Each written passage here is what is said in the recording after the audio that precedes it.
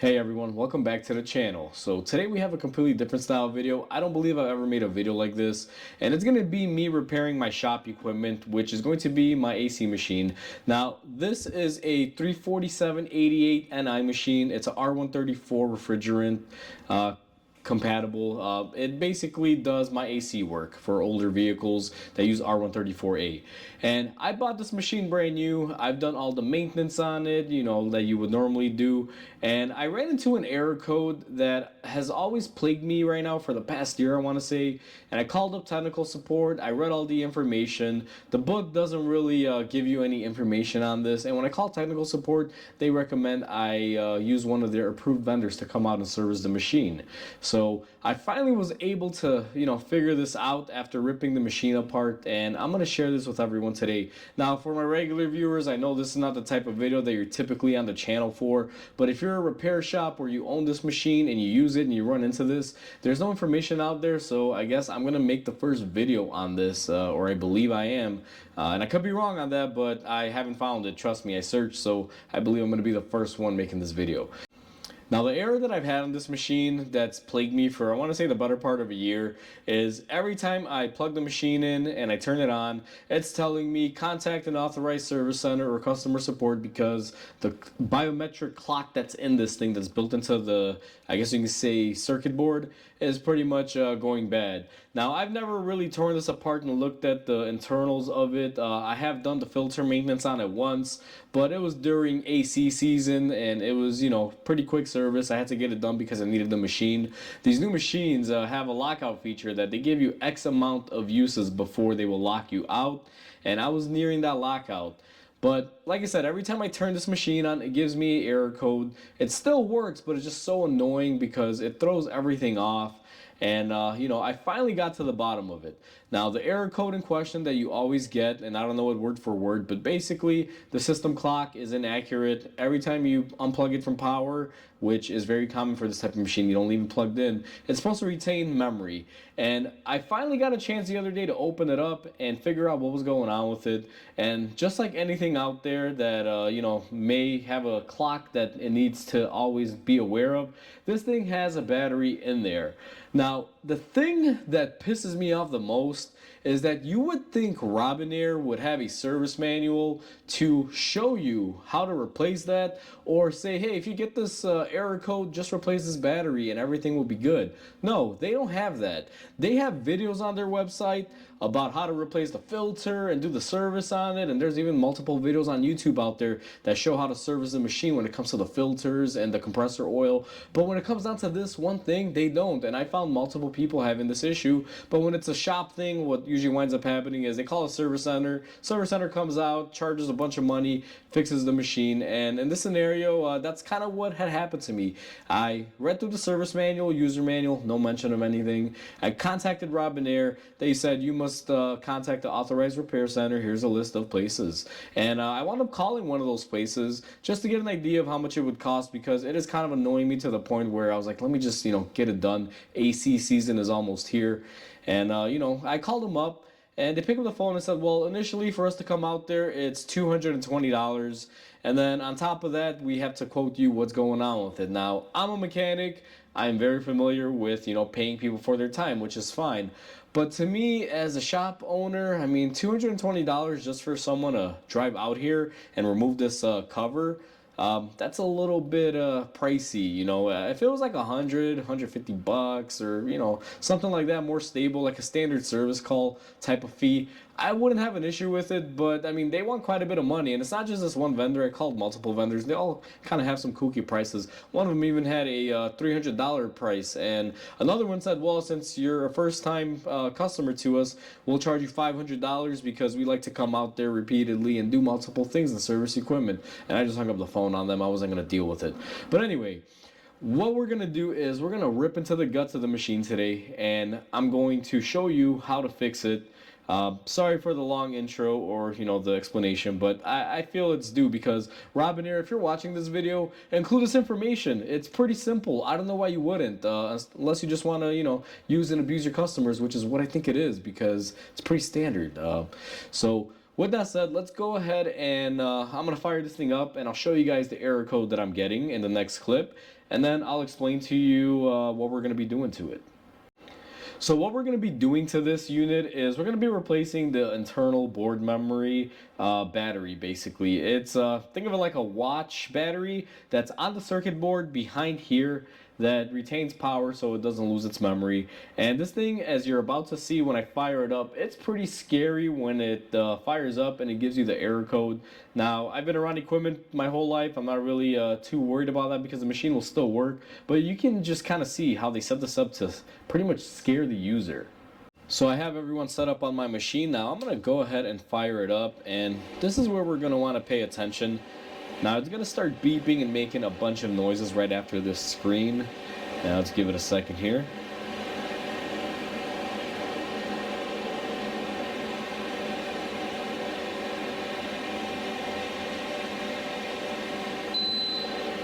So as soon as it loads up, you can see it'll say real-time clock failure, contact customer service. Now they are kind of nice here because you can just go ahead and skip it. It'll give you the option to put the clock and info in there.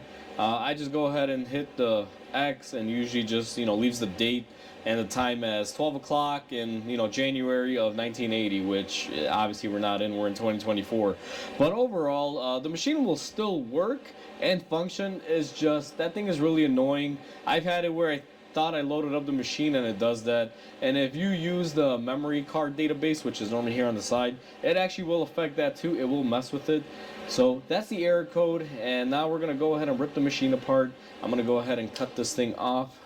It is pretty loud, but let me show everyone how to tear into your machine, where the bolts are, and how we get this front cover off. So first things first, what you're going to want to do is go ahead and remove your waste oil container. It just pops out. It's pretty simple. If you own one of these machines, you know exactly what I'm talking about. And I'm going to remove my thermostats that I generally use up here. And we're going to have 4 bolts that hold everything in place. Now the very first one is going to be right down here. I don't know how well the camera is picking it up. Let me see if you guys can actually see it, and it doesn't look like you guys are able to see it. So let me give everyone just a quick visual. It's going to be right there, that silver bolt. It is a Torx, I believe it is a T30, and that is what we're going to be removing on it. So let me go ahead and get this one off.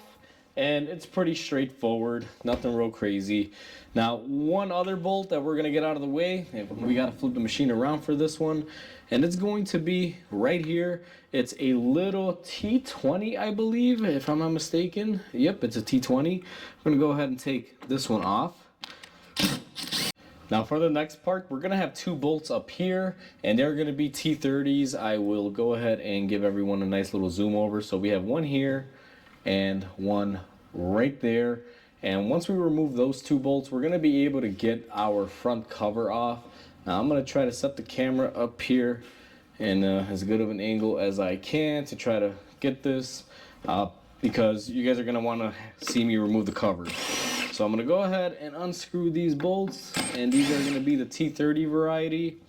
And one thing that I always want to make sure is that this little tube here for your waste oil drain is pushed up. And then what I like to do is go ahead and lift up and kind of angle it out. And that is the internal workings of your machine. Now I'm going to go ahead and lay my cover here to the side. If you want, you can actually flip it around and put the cover up here and hang it, but I'm choosing not to do that. So now that we're in the guts of the machine, I figured let me go ahead and just take the camera and show you guys what's inside of one of these bad boys. Now you can clearly see there's our filter. Then we have our, I believe what it's called is a manifold. Then we have our tank in here for recovery and everything. And then right up here we have our vacuum pump and our little circuits. And also back here we got our fill tank, which is our 30-pounder filler tank. Now we're going to be focusing in on this side. So this is probably the best angle. I can't really get everyone angled in any better. But on the back portion here, you have this circuit board. Now the reason why I'm not choosing to remove this front panel is because there's gauges and wires and I don't want to mess with it. I can get to it over here, but it's going to be quite simple. Right here we have our battery. Now let me see if I can give everyone a nice visual. It's kind of hard, but right there we have a small little watch battery that basically is needed to retain memory on these. And it's quite simple. You're going to want to grab something. I'm using my pocket knife. I'm going to come in here very gingerly and just see if I can push it out just like so. And let me see if I'm able to get it. Now it is kind of in a awkward spot here. I'm gonna go ahead and push this bad boy out and go ahead and take out my little button cell battery. Now this one is a little bit of an odd size. Let me go ahead and grab my replacement one because we're definitely not gonna try to read on the side of the battery. But basically this is what you need. It's a 1620 lithium battery or button cell battery, whatever these are called.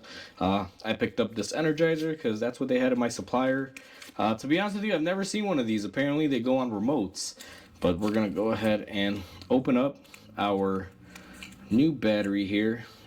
Alright, so after about 5 minutes of me trying to get this little clear packaging that they ship these things in, it's kind of crazy, but I guess they got to go through those lanes.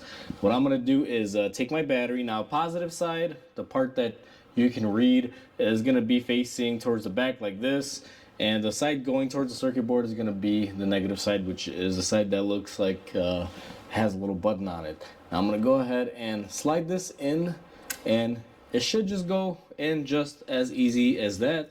Just slide right in and you'll hear a little bit of a pop, I guess, when it catches on the fingers. So now that we have that in there, our machine should be up and running. Let's go ahead and plug it in and test it out. So our machine is plugged in. We're going to go ahead and fire this up again. And let's see what it does this time around.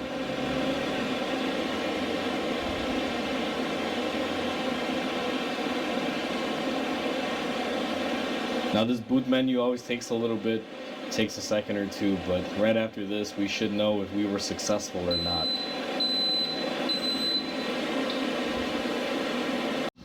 So now I gotta stop the video here for a second and explain the process on this. In the last clip, we had just replaced the battery, we went ahead and plugged in the machine and we turned it on. And you guys noticed that it gave us that clock failure code. And at first I was a little baffled, but what I wound up doing was I put in the correct date and time and everything, and then I went ahead and let the machine load up. And then I turned the machine back off after everything loaded and went to our main menu screen, and I unplugged the machine for about 2 minutes just to make sure that there was no power left in it. And then when I plugged it back in, as I'm about to show you, it loads up and it doesn't give us that code anymore. So the next clip, let me load it up and show you. I guess what happens is that when the clock resorts down to that initial clock of January of 1980, it throws the computer into a loop and it throws that code because it says, hey, it shouldn't be this way. I guess that's like a failsafe. So after you replace the battery and you put the correct time, the battery can retain that correct time, and then after you unplug it or do anything with it, it'll retain the time because now the battery is working, keeping that internal memory going. So I know it's a little bit weird or a little bit of a process, but it makes sense. And honestly, it kind of got me for a second because I'm doing this as I learn. I mentioned how I kind of got to this point. It was just me ripping apart the machine to see that there is a battery in it, and I figured, hey, like a computer that has a little button cell, this one may need it as well to hold some memory. And you know, that's why I'm making this video. And you know, clearly my theory here of testing has worked because it is fixed. So let me go ahead and load it up and show everyone. So take two, we're gonna go ahead and fire it up, and as everyone will see now, we're gonna boot it up and it shouldn't have that code anymore. Now I did unplug the machine for about 5 minutes before we were booting it up this time just to make sure it is holding memory. But let's see, I think we should be good. Just give this machine a quick second. These boot up times always suck, but there you go. Right then and there, it straight went into loading all of its sensor data, and we are back at our screen. So this one is pretty much done and fixed.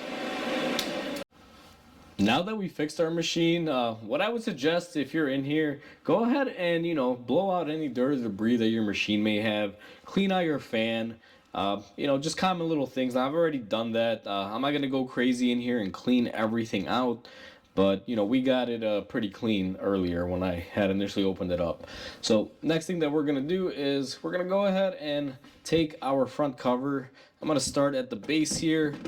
We're gonna go ahead and get it lined up. Now I'm gonna make sure that my oil tube here is good, and then all you gotta do is just kind of lift up on it and gently let it fall into place, and it looks like we are good. So I never took my top bolts off. I'm gonna go ahead and bolt it down here, and I'm using my impact, but notice I am not impacting. Be able to control your impact gun is a good thing. Now we're gonna go ahead and put our front bolt just like so, and now we're gonna come here to the side. I gotta flip this thing around, and we are going to install our last and final bolt here right off to the side. And you need that one, don't skip it. A lot of people will say you may not need it. I've seen a video where they don't put it back or they lost it, and it's not good because then your port here will kind of move, especially if you're using the SD card on these. So our machine is fixed and ready to go another season. And I know a lot of people, this video is probably not going to relate to you, especially if you don't own one of these machines. But if you're an auto shop owner out there, or you have one of these machines, trust me, this is invaluable information. This right here probably saved me about a good, I know it saved me at least $200 and some, plus whatever they would have charged me to replace the battery, which would have probably been an overinflated price for the battery and probably a little bit more time to put it in. And I'm sure they would have tried to get me on an upsell of, we need to clean your machine and blow it out and this and that. So, you know, at the end of the day, I'm gonna chalk this up to me saving about maybe $400 or $500 at the end of the day, because that's what I feel this was gonna wind up costing me. I just had a gut feeling that if I had went with it and, you know, the text came out here, that's probably what they would charge me as an end result. So hopefully this information helps you guys out. If you own this machine, trust me, invaluable information. And I don't even think this is just limited to this machine. I believe it's the whole Robinair line, or even other manufacturers. If you have an issue with the clock on your system, look into your system, see if you have a battery. So hopefully everyone enjoyed this video. Please comment, like, and subscribe, because it definitely helps the channel grow. I hope everyone has a wonderful day, and I'll catch you on the next video.